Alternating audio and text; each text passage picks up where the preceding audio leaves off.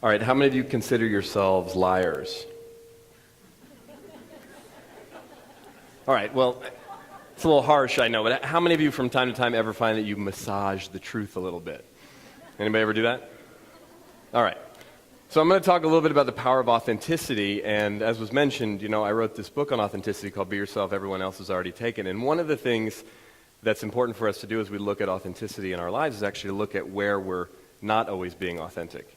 And the book came out a few years ago, and a couple days after the book was out, I was actually, my wife and I and our girls, we live here in the Bay Area, and I had done a couple of events, at some, not at bookstores. I actually hadn't been in a bookstore yet. I'd done a couple of media things, and so we were right downtown Walnut Creek, not far from here, where there's a big Barnes & Noble, as many of you know, and Michelle was with the girls, and I said to Michelle, hey, hang with the girls for a minute. I want to go in the Barnes & Noble, make sure they have the book, right? Because Barnes & Noble was not only supposed to carry the book, they were supposed to be featuring it up front. So I go into the store, and I'm looking around, and I don't see it. And I'm getting kind of stressed out, and I think I'm going to go to the counter and ask, where's the book? And then out of the corner of my eye, I see it. And it's on this circular display in the middle of the store where they had a bunch of new releases. And I walk over to it, and I'm standing there, and I pick up a copy, and I'm, admiring my own book, right? and then I start to have this conversation in my head, like, should I buy one? Now, I know that sounds kind of narcissistic and self-absorbed, and it is, but here's what I had learned. When my first book came out, some of my mentors told me, hey, Mike, look, when the book first comes out, it's a good idea to pick up a couple copies when you're in a store, because here's what I learned about the publishing business, is the books are basically on consignment. So if nobody buys them, they send them back to the publisher. So I would often do that when my first book came out, and I'd tell them, oh, it's my book, it just came out. But this was now my second book, and I'm thinking, okay, this is kind of obnoxious. So I debate for a while, and finally I decide, the heck with it, I'm just going to buy one. And I get in line, and I decide when I get to the front, I'm going to tell the woman at the front, it's my book, it just came out, I'm just kind of excited. But as I'm getting closer, I'm getting more self-conscious about it. And I walk up to the counter, I put the book down on the counter. Before I can say anything, the woman says to me, oh, we've been selling a lot of these. I say, really? And then she asked me a question that kind of threw me off. She said, did you see this guy on TV or something? And I don't know why her question sort of baffled me, and here's what came out of my mouth. No, he's a local author, I just want to support him. That's what I said, right? Has this ever happened to you? Literally, as it was coming out of my mouth, I'm like, what was that? And I'm standing there all mortified. She looks at me. She has no idea it's my book. And I can't even recover. All I can do is just reach into my wallet, pull out my credit card with my name on it to pay for the book. And I paid for it really fast, and I ran out of the store. And I'm literally looking at the book as I'm standing in front of the Barnes & Noble thing. I wrote a book on authenticity, and I just lied to that woman. So this is how it happens, right? It's not like we wake up in the morning and say, I'm going to lie to people today. I'm going to deceive them, I'm just going to be phony, I'm going to manipulate people. And it's mostly not malicious when we do it. It's just that in the course of our lives, in the culture that we live in, trying to look good, trying to impress people, trying to get what we want in whatever capacity that is, whether it's in school, whether it's in business, our relationships, we have a tendency at times to massage the truth. And while in some cases it can be benign, in a lot of cases it starts to have real impact in a negative way on us, on our relationships, on our work, and the people around us. So one of the things we got to take a look at is, what does authenticity actually mean? I mean, there's a lot of definitions for it, but we sort of misunderstand it. I remember I was giving a presentation a couple years back about authenticity, and I had a woman come up to me after the presentation, made a beeline right to me and got right in my face. And she said, I'm authentic all the time. And she was like upset, right? And I said, okay, well, what's the problem? And she said, well, I've lost some jobs because of that. And I said, all right. Now, I didn't know her, right, but I was getting a strong sense of her in that moment. And I asked her a question. I looked her right in the eye, and I said, now tell me the truth. Is it authentic or obnoxious? And she was like, all offended. And I said, look, I'm not attempting to judge you. I'm just curious. What do you think? And she said, well, maybe a little bit of both. And I said, all right, I appreciate the honesty. And I said, look, I don't know for sure, but I bet it was the obnoxious that got you fired, not the authentic.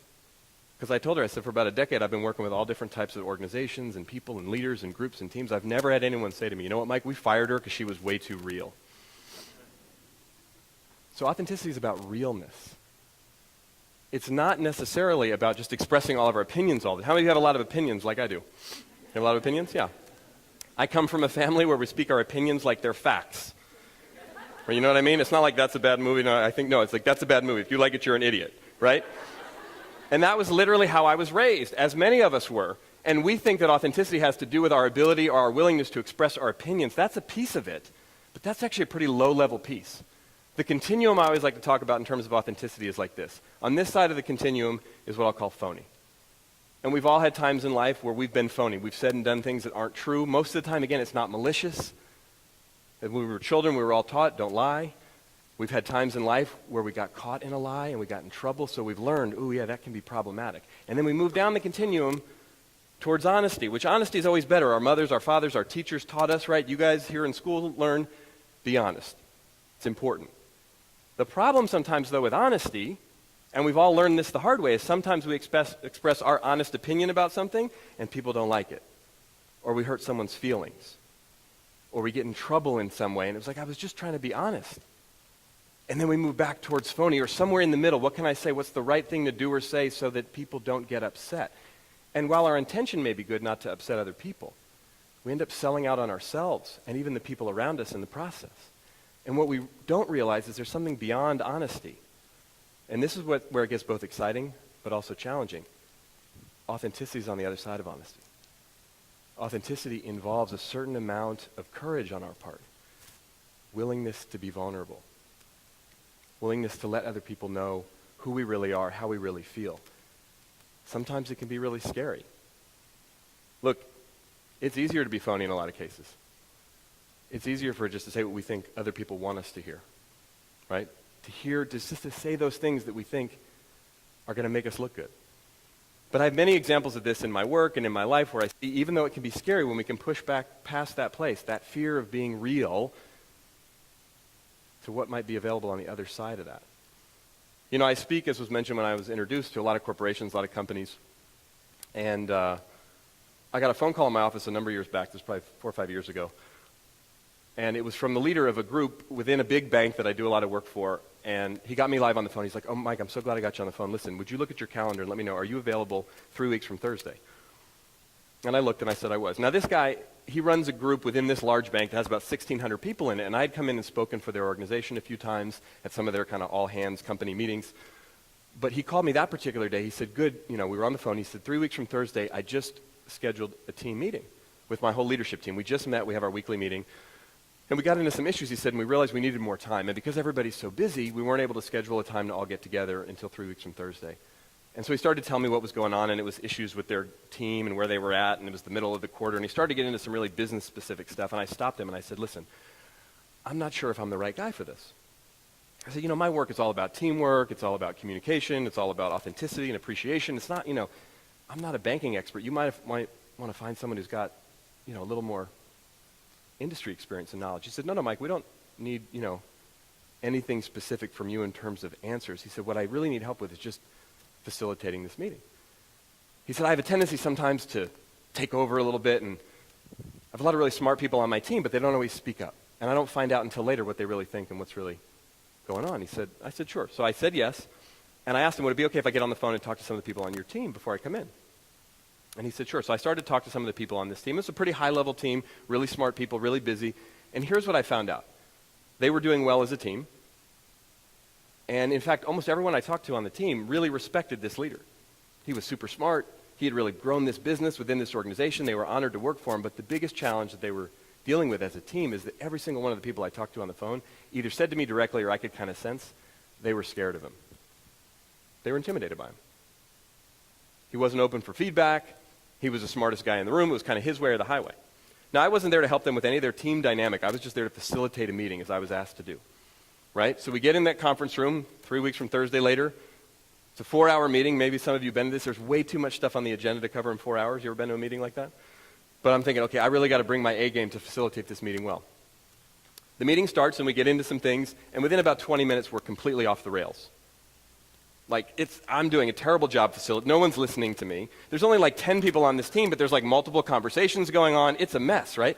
And finally, I stop. Hold on, time out, everyone. Wait, stop. This isn't going well. And I got everyone's attention, and I said, look, I know we're already a little bit behind.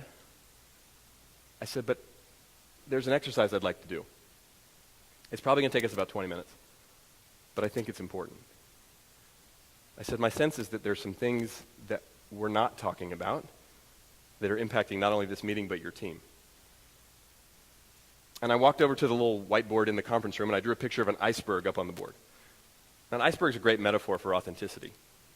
Because as the cliche goes, right, just the tip of the iceberg pops up above the surface, right? The majority of who we really are, how we really think, what we really feel, what's going on is down below that waterline. And so I said, there's some stuff down here, and I don't know exactly what it is, but that we're not talking about. So I said, we're going to do an exercise, and I'll start, and we'll go around the table.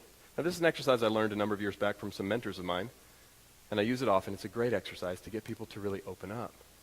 And I said, when it's your turn, you're just going to repeat this phrase. If you really knew me, you'd know this about me.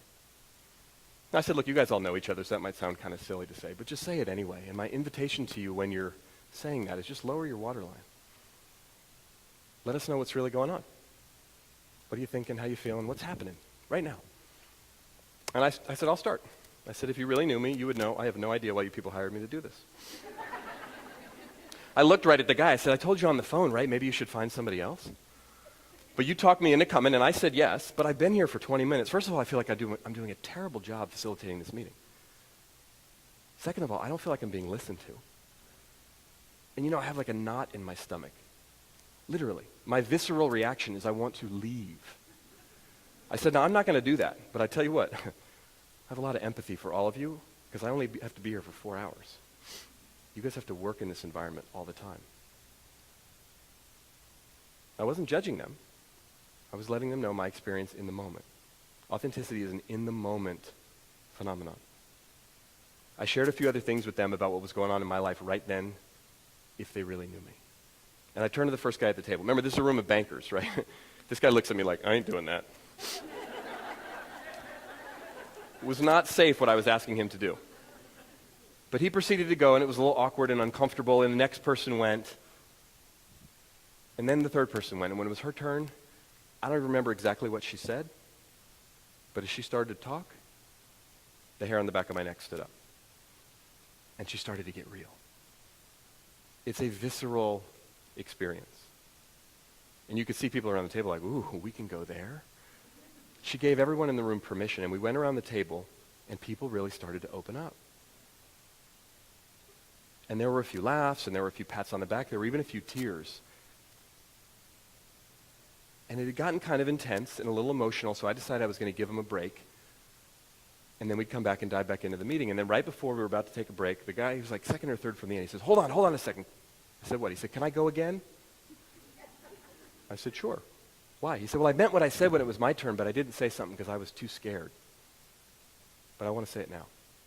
And I said, I don't know if I should say this, but here goes. He looked right at his boss and he said, if you really knew me, you would know I'm completely intimidated by you. He said, I'm embarrassed to admit it in front of everybody, but it's true. He said, I don't really speak up and tell you what I think. I hardly ever challenge you because whenever I do, it doesn't work out so well. He said, but if you really, really knew me, you would know that I talk about you just about everybody else in the room. And then he said, and here's what I say. And people were like, no. And he proceeded to tell his boss to his face how he really felt about it. And what was interesting is when it comes from that place, deep down below that waterline for real, it doesn't come out like an attack. It's vulnerable. It's real. And that guy sat there and listened, amazingly, to the feedback from that very brave individual on his team. And I knew from talking to a number of them, he was speaking for a lot of people. And when he got done, the boss looked around and said, he was like stunned. No one talked to this guy like that. Wow. He said, does anybody else feel like that? And people were like, he said, wow, well, if that's true, first of all, it took a lot of courage. And second of all, I'm sorry. And I could tell by the way it came out of his mouth, he didn't usually say that. And then he said, if you really knew me, you would know that my dad was really hard on me as a kid growing up. He pushed me and my brothers really hard. He just pushed us and pushed us and pushed us. And he said, you know, we've all turned out to have pretty successful careers and successful lives. He said, but I never even really liked that as a kid. But that's just the way I learned. And it's the way I lead. And he said, maybe it's not always the best way. And what proceeded to happen, we took a break, we came back into the room, and we had a very interesting and very effective conversation with a group of people about their team. Not so much about what they do in their jobs, but how they can interact with each other in a way to be more real. I see this all the time, whether it's in businesses or in schools. When we have the courage to get real, amazing things can happen, stuff we can't even imagine, but it takes some courage. And it's amazing where it shows up. I'll share one final story just to close. Part of my background, as some of you know, is that I played baseball for many years. I grew up here in the Bay Area. I actually got drafted by the New York Yankees out of high school. Didn't end up signing with the Yankees because I got an opportunity to play baseball at Stanford. Went to Stanford, played there, got drafted out of Stanford by the Kansas City Royals, signed a pro contract. Went into the minor leagues, as you do in baseball. Unfortunately, I got injured my third season in the minors with Kansas City before I ever got to the major leagues. So my career ended when I was 23.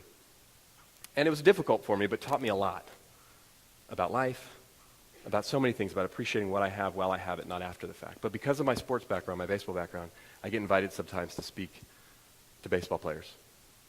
And some of the major league teams will bring me in. And a few years back, actually, the first time I ever got invited down to spring training to speak to one of the major league organizations, I was speaking to their minor league camp, about 150 players. And I gave my talk, and I'm talking to a lot of the guys after my talk, and a whole bunch of them are telling me about something that happened at camp about a week earlier. They really wanted me to know about this, and they were intent. And I heard the story from so many different people, and I was kind of getting different versions. I went to my friend who was running the whole minor league system for this organization at the time, and I asked him, what happened at this meeting? He said it was amazing. He said, we always have a meeting when all the players come in, but it's usually pretty boring. It's like, don't get in trouble, and this is when curfew is, and don't do that and all. And he said the worst part of the meeting is when the coaches introduce themselves, because they get up one by one and they give their resume. They'll say, hi, my name is Bob Johnson. I played in the major leagues for 10 years, and then they'll list off all the teams they played for. And he said, some of my coaches had very successful major league careers, some of them not as successful, some of them never even got to the big leagues. He said, so I never liked that whole way of introducing. So this year I asked him, when you get up to introduce yourself, don't give them your resume. Tell them your most meaningful moment in baseball. And he said one by one, they were getting up and they were telling stories, personal stories, meaningful stories.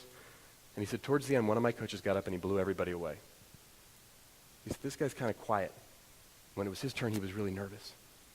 And he looked at everybody and he said, hey, I played for 10 years in AAA without a single day in the major leagues. Now, AAA is the highest level of the minor leagues before you make it to the major leagues, right? Nobody plays in AAA for 10 years. You either make it or you're done. But this guy, 10 years, different organizations, I could never break through. And he said, finally, towards the end of that 10th season, I finally realized I wasn't going to make it. And you know what? I was upset, but I'd given it everything I had. And he said, so I decided I was going to retire at the end of the season. But I called my dad up on the phone. I asked him to come see me play one last time. My dad came to town. He was going to be in town for 5 nights. He said, I really wanted to do well while he was there. First night he was in town, he said, I got up in the second inning. I hit a ground ball to second base. I grounded out. I came back into the dugout. My manager came over, tapped me on the shoulder, told me to sit down. Took me out of the game. The second inning. He said, that normally happens when you don't hustle. But I hustled that time. I always hustled. Why did he take me out of the game in the second inning? I didn't say anything, he said, because I didn't want to be disrespectful, but I was mad. Sat down on the bench, about as far away from the manager as I could. Third inning, fourth inning, fifth inning. As the game went on, I got more mad and more mad. About the sixth inning, I heard one of the guys at the end of the bench say, can we tell him now? Can we tell him? The next thing I knew, the manager got up, marched all the way down to the end of the dugout, got right in my face, said, you want to know why I took you out of the game? I said to him, yes, sir, I didn't appreciate that. You showed me up in front of my father. He said, I took you out of the game because you just got called up to the major leagues. And the guy was like, what? He said, I didn't even know how to respond. He said, next thing I knew, I looked up and all 25 guys, the entire team, had surrounded me in the dugout to give me a hug. Now, that doesn't normally happen in the dugout, right? The celebration went on so long in the dugout, those guys were so happy for him, they actually had to stop the game. And as amazing as this story is, and it's a pretty amazing story, here's the best part. When this coach told this story to a room full of 150 minor league baseball players, he broke down and cried in front of all of them. Now that never happens there, ever.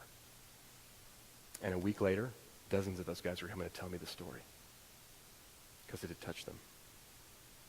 That's how powerful it is. When we're willing to be authentic, it both liberates us and it touches and inspires the people around us. That's the power of authenticity. Thank you very much. Thank you.